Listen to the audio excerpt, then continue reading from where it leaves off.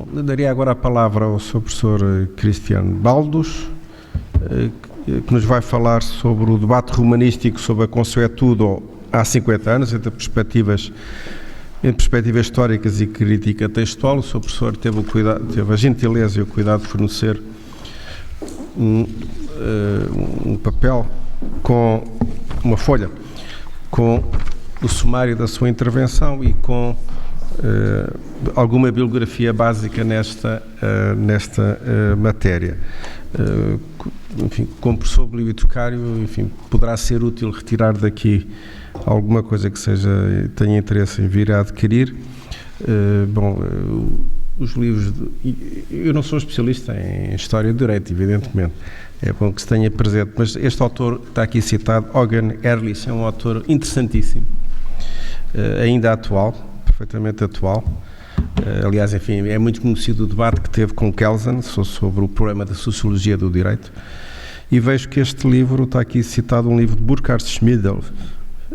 Curiosamente, este livro já o encontrei, fui uma busca rápida, ele está disponível numa plataforma norte-americana, curiosamente.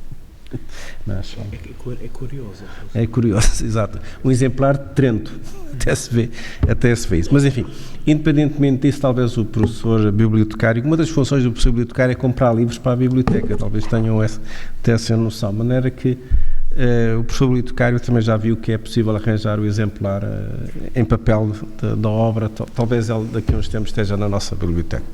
Bom, isso é sem mais, e é um prazer de novo revê-lo nesta casa que é cada vez mais sua, e o Sr. Professor tem a palavra. Muito obrigado, o prazer e a honra são inteiramente meus. Peço desculpa, vou falar sem texto, porque não teve tempo de preparar bem as coisas, então falo assim. É só introdutivo. Conceitos, realidades, já viram que eu mudei um pouco o título e os senhores vão ver porquê. Quando falamos em direito constitucionário, em costume, falamos em conceitos muito problemáticos. Nós conhecemos os nomes que os romanistas deram ao fenómeno epígrafe, mas não conhecemos nem as realidades romanas, nem, no caso de tinham existido estas realidades, os nomes contemporâneos. Cada análise é influenciada por retroprojeções e então os conceitos de debate são fundamentais. O que é uma norma, o que é uma lei, etc. Na pandetística, o paradoxo de base é que temos uma teoria das fontes nascida na escola histórica, mas, pois, esta teoria faz-se operativa na preparação de um código. A escola histórica, a primeira metade do século XIX, não quer o código. A pandetística prepara o código. E esta visão das coisas, então, sobrevive esta mudança da meados do século XIX é provavelmente o ponto de divisão em duas partes, é o ponto talvez um pouco ambivalente, é Porta, disso vai falar o colega Joaquim Garrido, com mais competência do que eu. Em todo o caso, a pandetística tem necessidades legitimatórias, trabalha com textos romanos a finalidades do seu presente, mas também tem uma certa vocação para a análise histórica das fontes, depende muito do contexto concreto. O Porta, por exemplo, por um lado, faz teoria, trata muito mal as fontes para poder fazer a teoria, mas o mesmo Porta é perfeitamente capaz de fazer uma boa análise histórica onde preferir isso. Então esta coisa é complicada, depende muito do contexto concreto. O que é importante, a teoria do Gewohnheitsrecht constitucionário dominante no século XIX é a teoria do Porta. E então este é um ponto de referência ao qual não escapamos. Pois nunca sabemos no século XIX se não há talvez repercussões de épocas anteriores ao século XVIII. O Savigny foi um grande ilusionista. O Savigny intenta criar a ideia de que ele faz o grande corte com Savigny, todo novo, etc., etc. Mas não foi assim. Houve muita coisa que passou também por este curso que supostamente fez o Savigny até ao século XIX, então a coisa é complicada. Não só na Alemanha, também em Portugal, sabemos todos que a lei da boa ração foi da grande importância, mas houve também uma vida do direito português antes da lei da boa ração. Destas problemáticas vamos ouvir uma conferência do Dr. Rafael Longhi. Bem, pois há várias escolas do direito livre, há ao menos 2. A École de Libre Recherche Scientifique, há também a Freirechtsschule alemã. As duas falam em liberdade, mas cuidado, são situações desiguais, quais as liberdades reivindicadas. A École de Libre Recherche Scientifique francesa tem como adversário a chamada École de l'Exégèse, então um sistema codificado. A Freirechtsschule alemã teve como adversário a pandectística, então é possível que não seja a mesma situação, mas é pouco estudado quais as relações interiores, também as criptorrelações entre estes dois movimentos, especialmente no que diz respeito ao uso de elementos históricos. Por quê? A historicidade da pandetística e a historicidade da École de l'Exégèse foram combatidos, claro, mas estas escolas ditas livres também têm uma sua historicidade, um seu modo de trabalhar com fontes históricos, e vamos ver que também para este tema importante, o colega Teixeira de Sousa mencionou o Eugen Ehrlich, que é uma das figuras mais importantes da Freirechtsschule alemã, e este senhor claramente sabia direito romano e utilizou direito romano também para as suas finalidades. Isto é, a história fica sempre por alguma parte, é usada ou abusada em algum modo, é importante ver bem as coisas. O que não sabemos bem se estas escolas operam um verdadeiro corte com a tradição, por exemplo, pandetística, ou se são mais bem membranas semipermeáveis. São coisas a analisar autor por autor e também nas gerações subsequentes. Estes movimentos reformadores claramente tiveram as suas ambivalências. Foram movimentos que criticaram o formalismo, o imobilismo e tal, e claramente formalismo e imobilismo são elementos, ideias que podem ficar associados com a ideia da lei, mas cuidado, que também existem abusos. Algumas ideias da Freirechtsschule foram usadas ou abusadas, por exemplo, pelo nacionalsocialismo em nome do chamado antiformalismo. Formalismo também pode ser Estado de Direito, então cuidado. Bem, eu vou concentrar-me nestes 20 minutos num ponto da situação que é pouco estudado ultimamente. É a palestra de Fritz Schulz no terceiro Deutscher Rechtshistorikertag. O Schulz, que na altura foi jovem ainda relativamente jovem romanista, ainda esteve com certa liberdade na Alemanha, pois o Schulz teve de emigrar por motivos políticos, etc. O Schulz, no Rechtshistorikertag do 32, deu uma palestra sobre o Gewohnheitsrecht, sobre o direito constitucionário em direito romano. O estado da documentação é deplorável porque o manuscrito está perdido.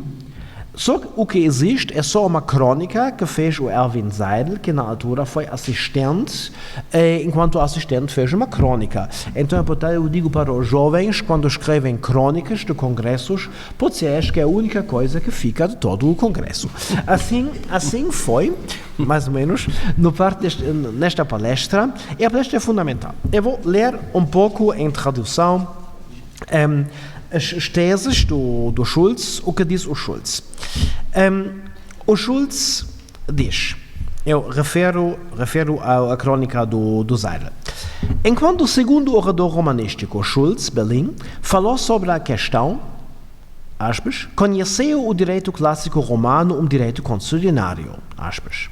Respondeu que não, apontando para o facto de que já tivessem dado uma resposta negativa, pernice, Então, romanista, historiador e ehrlich. Por direito consuetudinário, Gewohnheitsrecht, Schulz entende a norma geral nascida sem gerência do Estado, mas que vincula o juiz e, em geral, que vincula cada membro da comunidade jurídica, como também faz a lei. Pelo contrário, o costume jurídico, a minha tradução para Rechtsgewohnheit, o costume jurídico, também se aplica, mas, se não for aplicada, isto não genera uma infração da lei. Na época clássica havia existido tal prática não vinculante do direito, mas não, pelo contrário, houve direito consuetudinário. Se tivesse existido, devido ao número muito pequeno de leis, teria sido muito abrangente e não teria sido postegada nos escritos dos juristas. Então, para o Schulz, não existiu direito consuetudinário em Roma. Pelo contrário, continua a crônica, ao lado do número muito pequeno de leis, houve um espaço sobremaneira vasto, vazio de normas, no qual foi possível descobrir livremente o direito. Descobrir livremente o direito. Por isso, foi possível desenvolver actiones in factum. Por isso, os romanos foram tão rígidos na interpretação das leis e tão livres no descobrimento livre do direito fora da lei. Precisamente porque não existiu direito consuetudinário, os romanos foram capazes de encontrar direito novo, discrepando de usos jurídicos de muito tempo. Fim da citação. Conceitos, lei, direito, uso jurídico, norma. É toda uma imagem da qual não sabemos de onde provém. Qual é a base desta tese do Schulz? A análise de 6 campos de fontes, de 6 tipos de fontes. Primeiro, há nas fontes romanas catálogos de fontes de direito, por exemplo, em Gaio, nas instituições de Gaio. Estes catálogos normalmente não mencionam o direito consuetudinário. Existe o famoso gesto 116, onde se fala do jus non scriptum, mas este jus non scriptum para Schulz não é direito consuetudinário, para Schulz é jus gentium.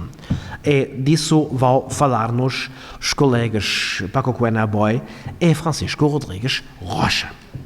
Segundo campo, há fontes que dizem que direito consuetudinário não pode quebrar, não pode alterar as leis. Mas aqui fala o Schulz ao menos em direito consuetudinário. Então, é direito, mas não pode quebrar a lei, não sei. Mas aqui é o problema do estado da documentação. Não temos o manuscrito original, não sabemos o que o Schulz disse exatamente. Terceiro setor, em algumas fontes, o costume, os usos comerciais, Handelsbräuche, são utilizados pela interpretação de negócios jurídicos. Quarto campo, regras administrativas tradicionais, administrativas.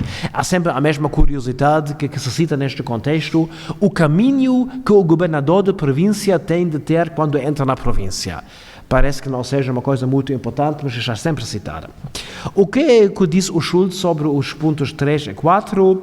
Diz aqui, não se pode provar que deveres é direito. Quinto grupo, cito, algumas fontes respondem a questões singulares. É decisivo o costume para a questão singular.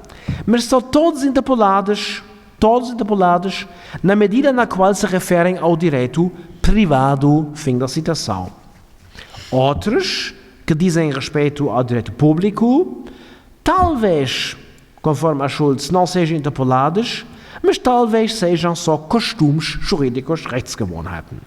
Então aqui entramos em problemas concretos e vamos ouvir conferências sobre problemas concretos de vários colegas, do Dr. Schiavone, do Dr. Heuser, e também na perspectiva da cristalização linguística da colega Helena Pezzato. Sexto grupo, há regras com fundamento nos mores. Isso, diz Schultz, é outra coisa, não é direito. E depois se refere à interpretação retórica de negócios jurídicos, Strux, sum ius, summa injuria, mas isso também, para o Schultz, não cria direito. E da retórica, vamos ouvir uma conferência do Dr. Silva Santos. Bem, muitos conceitos, muitos pressupostos teóricos, e não fazemos a mínima ideia, se estes pressupostos teóricos têm o mínimo de reflexão metodológica ou não. E Schultz era genial em contar histórias. Schultz era um genial contador de narrativas. Falta o manuscrito. O debate foi muito virulento, como diz o autor da crônica. É o único debate que está referido na crônica. 10 críticas foram feitas. O Binder diz: se isso é todo pós-clássico, qual é o papel da filosofia grega? O Schoenfeld diz: não existe um espaço livre de nomes, não pode existir. Por quê? Porque o pretor parte da ideia da justiça. O Rabe diz: é muito importante integrar o direito pré-clássico, tem-se de falar nas 12 tábuas. O Schönbauer diz: as fontes mencionadas no ponto 5 não foram interpolados, com argumentos vários. O Levi, o crítico mais radical, diz: os romanos tiveram quase só direito consuetudinário, nada de outro. E argumento: desuetudo legum, gaium sed, actiones in factum, etc., etc. Kreller segue a crítica de Levi, defende Strux, sum ius, summa injuria. Niedermeyer diz: no direito provincial houve muito direito consuetudinário, não na OPS. Gensmer diz: sim, nas províncias havia direito consuetudinário, criado pela administração. E outras críticas de integrações. Então, podemos imaginar este debate no 32 bastante virulento. Este debate, provavelmente, pois foi cortado pelos ventos. No 33, acaba a livre cultura académica na Alemanha. Os judeus, os social-democratas, tal como o Schultz, Schultz foi um liberal de esquerda, se tem de marchar da Alemanha no 33, 4, etc. Schultz no 39. O debate não continua. O que passa? O que passa é interessante. Quando o debate sobre o direito consuetudinário, o chamado direito consuetudinário, é retomado pelo Schmiedel, 30 anos depois, só uma parte destes elementos é retomada. O Schmiedel se baseia, vou terminar já, o Schmiedel se baseia muito na conferência, na palestra do Schultz. Mas todas as críticas se veem só em doses homeopáticas. E como se sabe, a homeopatia não funciona porque a dose é pequena demais.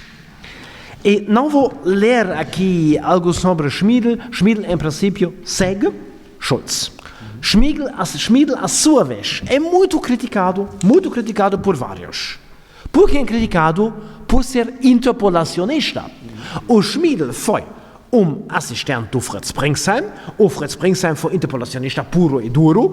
E quando, no 66, o Schmiedel publica a tese, é atacado por ser interpolacionista velho, jovem e velho.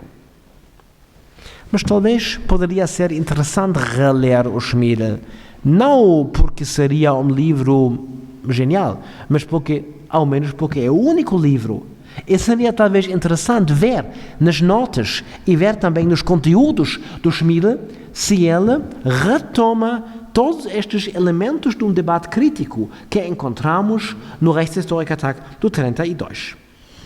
Hoje, o que podemos fazer? Qual é a situação de hoje? Quanto à crítica do texto, somos mais equilibrados.